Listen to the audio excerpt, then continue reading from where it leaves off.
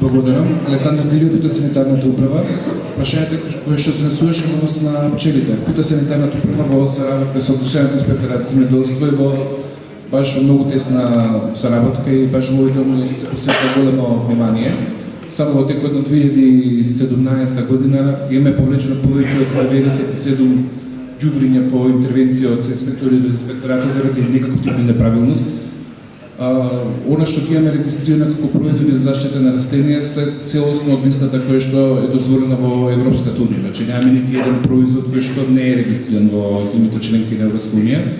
Имаме сознание и сме во завршна фаза на повлекување на 6 производи за заштита кои што влијаат токсиколошки на пчелите. Во текот на месец април ќе биде завршена постапката и ќе мора да се добие согласност од производителот.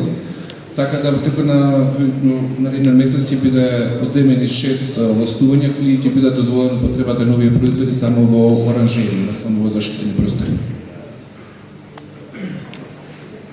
Добро, благодарам. Побрзано со штетите и што преценуваме Министерството, Александар Мусалец.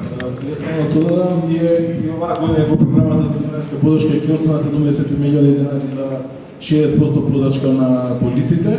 Во моментот се работи до уште еден модел кој заедно со Светска банка го работиме тој теков на активности.